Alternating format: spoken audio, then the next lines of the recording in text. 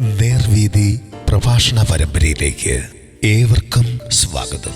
സുവിശേഷകൻ കുഞ്ഞുമോൻ തോട്ടപ്പള്ളി ഇപ്പോൾ നിങ്ങളുമായി ദൈവവചനം പങ്കുവയ്ക്കുന്നു. ശ്രദ്ധിച്ചാലും.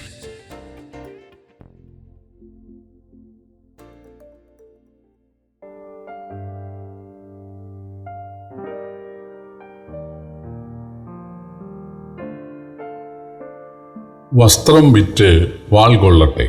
ദൈവനാമത്തിന് മഹത്വം ഉണ്ടാകട്ടെ.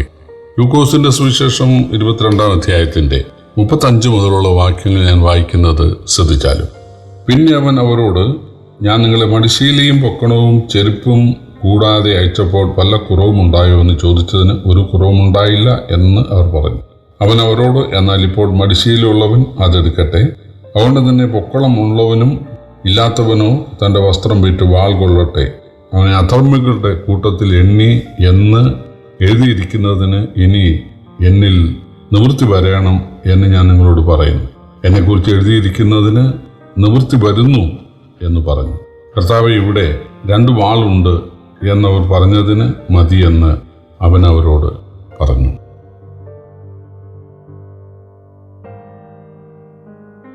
കർത്താവായ യേശുക്രിസ്തുവിൻ്റെ ജനനവിധം, ജനന സമയം, അതോടനുബന്ധിച്ച് നടക്കുന്ന കാര്യങ്ങൾ, തുടർന്നുള്ള യാത്രകൾ, യേശുവിൻ്റെ നസറേത്തിലെ ജീവിതം, അതുപോലെ യേശുവിൻ്റെ പ്രസംഗവിധം, യേശുവിൻ്റെ ശിഷ്യന്മാരുടെ കാര്യങ്ങൾ, യേശുവിൻ്റെ അത്ഭുതങ്ങൾ, യേശുവിൻ്റെ മരണവും മരണവിധങ്ങളും, ഇതെല്ലാം വേദപുസ്തകത്തിലെ പഴയ നിയമത്തിൽ നൂറുകണക്കിന് ആയിരക്കണക്കിന് വർഷങ്ങൾക്ക് മുമ്പ് പ്രവാചകന്മാർ രേഖപ്പെടുത്തിയിട്ടുണ്ട്.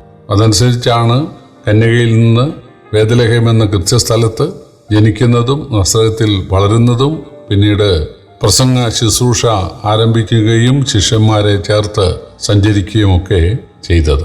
എന്നാൽ അതിൽ പ്രത്യേകതയുള്ള ഒരു പ്രവചനം, യെശയ്യാപ്രവചനം 53-ാം അധ്യായം 12-ാം വാക്യം, അല്ലെ അവസാന വാക്യമാണ്. അത് അവൻ അതിക്രമക്കാരോടുകൂടെ എണ്ണപ്പെടുകയും ചെയ്യാൽ തന്നെ എന്നാണ്. അപ്പോൾ കർത്താവായ യേശുക്രിസ്തു അതിക്രമക്കാരിൽ ഒരാളെപ്പോലെ എണ്ണപ്പെടണം. അത് 2 കള്ളന്മാരുടെ മധ്യേ കുരിശിക്കപ്പെടുന്ന കാര്യം മാത്രമല്ല, 2 കള്ളന്മാരുടെ മധ്യേ അതിലെ പെരുങ്കള്ളനെ പോലെ കുരിശിക്കപ്പെട്ടപ്പോൾ വാസ്തവത്തിൽ ആ പ്രവചനമാണ് നിവർത്തിക്കപ്പെട്ടത്. പക്ഷേ ആ പ്രവചനത്തിന് ഒരർത്ഥം മാത്രമല്ല ഉള്ളത്. താന് അതിക്രമക്കാരായ ആളുകളോടുകൂടെയാണ് ജീവിച്ചിരുന്നത് എന്ന് തെളിയിക്കപ്പെടണം. തൻ്റെ ശിഷ്യന്മാർ അങ്ങനെയുള്ളവരായിരുന്നു എന്ന് പറയണം. 3.5 വർഷം യേശുവിൽ നിന്ന് ദൈവവചനം പഠിച്ചവരാണവർ എന്ന് മാത്രമല്ല, അവർ പ്രസംഗിക്കാൻ പോയവരാണ്. അവരാൽ വലിയ അത്ഭുതങ്ങളൊക്കെ നടന്നിട്ടുണ്ട്. ഭൂതങ്ങൾ പോലും അവരാൽ പുറത്തായിട്ടുണ്ട്. പക്ഷേ അങ്ങനെയുള്ള ആളുകൾ ഈ 3.5 വർഷം കൊണ്ട് യോഗ്യന്മാരായി മാറിയില്ല. പൂർണ്ണമായി ദൈവഭക്തരായിട്ട് ദൈവപ്രസാദമുള്ളവരായിട്ട് മാറിയില്ലെന്നുള്ളതാണ് ശരി. അതിൽ ഒരു ശിഷ്യൻ 2 വാളുകൾ കരുതിയിരുന്നു. അത് യേശുവിനെ ആരെങ്കിലും പിടിക്കാനോ വെട്ടാനോ വന്നാൽ അവരെ പ്രതിരോധിക്കാൻ വേണ്ടിയായിരുന്നു. പക്ഷേ യേശു അതല്ല പഠിപ്പിച്ചത്. ശത്രുവിനെ നിന്നെപ്പോലെ സ്നേഹിക്കണം, നിങ്ങൾ ഉപദ്രവിക്കുന്നവരെ അനുഗ്രഹിക്കണം, ഒരു ചവിട്ട് തടിച്ചാൽ മറ്റത് കാണിച്ചു കൊടുക്കണം, കണ്ണിന് പകരം കണ്ണും പല്ലിന് പകരം പല്ലും വേണ്ട, നിങ്ങളെ ഉപദ്രവിക്കുന്നവരെ സഹായിച്ചാൽ മതി, അനുഗ്രഹിച്ചാൽ മതി. ഇതാണ് തൻ്റെ ശുശ്രൂഷയുടെ ആരംഭം മുതൽ യേശു പഠിപ്പിച്ചത്. പക്ഷേ തൻ്റെ ശിഷ്യന്മാരിൽ ചിലർ ഈ ദൈവഭക്തി ഉപേക്ഷിച്ചിട്ട് സ്വന്തം ശക്തിയിൽ അവരാശ്രയിക്കുകയാണ്.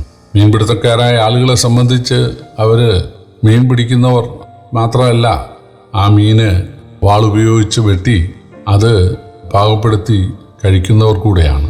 അപ്പോൾ വാൾ പ്രയോഗം ഒക്കെ അവർക്കുണ്ട്. ഇവിടെ പത്രോസ് വാള് കരുതിയത് യേശുവിനെ പിടിക്കാൻ വരുന്ന ആളുകളെ വെട്ടാൻ വേണ്ടിയാണ്.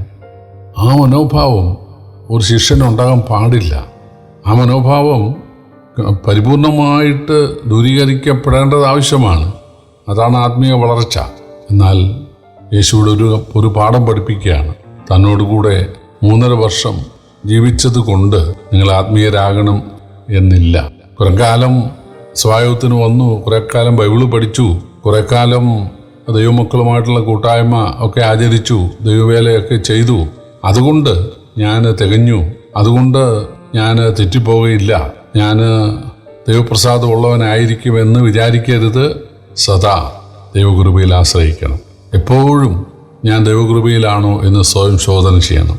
എപ്പോഴും ജഡചിന്തയെ എന്ത് ചെയ്യണം? മരിപ്പിക്കണം. എന്നിട്ട് ആത്മാവിൻ്റെ ആ ചിന്തയിൽ തന്നെ ആയിരിക്കണം. പത്രോസ് നല്ല ലക്ഷ്യത്തിലാണ്.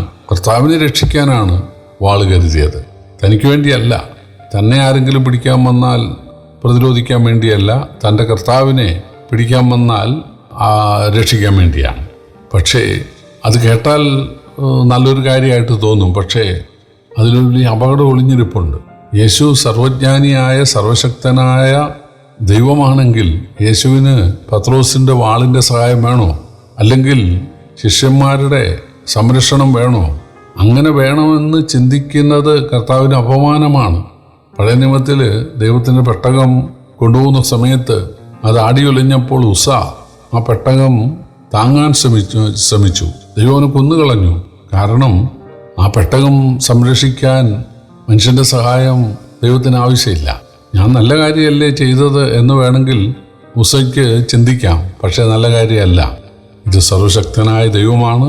അതുകൊണ്ട് അവനെ ഞാൻ പ്രൊട്ടക്റ്റ് ചെയ്യേണ്ട ആവശ്യമില്ല. ഞാൻ ചെയ്യാൻ പാടില്ല. ചെയ്താൽ അത് അവന് മഹത്വമല്ല, അപമാനമാണ് എന്ന് ചിന്തിക്കാൻ കഴിയണം. ഇവിടെ 3.5 വർഷം യേശുവിൽ നിന്ന് നേരിട്ട് പഠിച്ച ഈ അപ്പോസ്തലൻ അദ്ദേഹം ദൈവകൃപയിലും ദൈവഭക്തിയിലും ആശ്രയിക്കാതെ തൻ്റെ ജഡത്തിലും അല്ലെങ്കിൽ തൻ്റെ സ്വന്തം ശക്തിയിലും ആശ്രയിച്ച് ആ ബുദ്ധി കൊണ്ട് അദ്ദേഹം വാള് ഉറയിൽ കരുതുകയാണ് ചെയ്തിരുന്നത്. വാളൊക്കെ ഉറയിൽ കരുതുന്നത് എന്താണ്? കൊലപാതകരാണ്, ഏൽപ്പുള്ളികളാണ്, കൊലപ്പുള്ളികളാണ്, കവർച്ചക്കാരാണ്, അക്രമികളാണ്. ആ നിലയിലേക്ക് ഒരു ശിഷ്യൻ താഴുകയാണ് ഉണ്ടായത്. എന്തിനാണ് കർത്താവ് ഇത് നമ്മെ പഠിപ്പിക്കുന്നത്? അല്ലെങ്കിൽ ബൈബിളിൽ ഇതുള്ളത്? ഇങ്ങനൊരു അപകടം നമുക്ക് നേരിടാൻ സാധ്യതയുണ്ട്. നമ്മൾ എത്ര വർഷം ബൈബിൾ പഠിച്ചവരും പഠിപ്പിക്കുന്നവരും, എത്ര വർഷം ആരാധിച്ചവരും, എത്ര വർഷം ദൈവനാമത്തിനു വേണ്ടി പണം മുടക്കിയവരും ഒക്കെ ആണെന്ന് വന്നാൽ പോലും ഭക്തിയുടെ കാര്യത്തിൽ തീർച്ചയായിട്ടും പുറകോട്ട് പോകാൻ വീഴ്ച സംഭവിക്കാനുള്ള സാധ്യതയുണ്ട്. ഏതുയരത്തിൽ നിന്നും വീഴാനുള്ള സാധ്യതയുണ്ട്. അതുകൊണ്ട് നമുക്ക് വേണ്ടത് ദൈവഭക്തിയാണ്. യേശു പഠിപ്പിച്ച ബാലപാഠങ്ങളാണ് നമുക്ക് വേണ്ടത്. ഇവിടെ യെശയ്യാപ്രവചനം 53 ക്രിസ്തു ജനിക്കുന്ന 700 വർഷങ്ങൾക്ക് മുമ്പ് എഴുതിയ കാര്യം യേശു ഓർപ്പിക്കുകയാണ്. ഞാൻ അധർമ്മികളുടെ കൂടെ എണ്ണപ്പെടാൻ ഇടയായിത്തീരും. അറിയാതെ ശിഷ്യൻ പറയുകയാണ്, 2 വാൾ കരുതിയിട്ടുണ്ട്. യേശു ഒരു പരീക്ഷണാർത്ഥമാണ് ഇത് പറഞ്ഞത്. അപ്പോൾ അറിയാതെ ഒരു ശിഷ്യൻ പറയുകയാണ്, യേശു വാൾ കരുതണം എന്ന് നല്ല ലക്ഷ്യത്തിൽ പറഞ്ഞതാണ് എന്ന് വിചാരിച്ച് അയാൾ പറയുകയാണ്, 2 വാള് ഞാൻ കരുതിയിട്ടുണ്ട്. അപ്പോൾ യേശു പറഞ്ഞു, മതി, കാരണം ഞാൻ അതിക്രമക്കാരുടെ കൂടെ എണ്ണപ്പെട്ടു എന്നുള്ള ആ വചനത്തിന് ഏതായാലും നിവൃത്തി വന്നിരിക്കുകയാണ്. യേശുവോട് പഠിപ്പിക്കാൻ ആഗ്രഹിക്കുന്നത് നമ്മൾ വളരെ ഭയപ്പെടണം. നമ്മൾ എത്ര വർഷത്തെ പരിചയവും തഴക്കവും പഴക്കവും ഉള്ളവരാണ് എന്ന് പറഞ്ഞിട്ട് കാര്യമില്ല. നമ്മുടെ മനസ്സിലേക്ക് ജഡത്തിൻ്റെ സ്വയത്തിൻ്റെ ആ ആശ്രയം വരാനുള്ള സാധ്യതയുണ്ട്. എപ്പോഴും ദൈവാശ്രയം, ദൈവത്തിന് മഹത്വം കൊടുക്കുവാൻ, ദൈവം സർവശക്തനാണ് എന്നുള്ള ആ കാര്യം എപ്പോഴും നമ്മുടെ മനസ്സിലുണ്ടാകുവാൻ ദൈവം നമ്മളെ ഈ വചനങ്ങളാൽ സഹായിക്കട്ടെ. കർത്താവിൻ്റെ വലിയൊരു നാമം വാഴ്ത്തപ്പെടുമാറാകട്ടെ.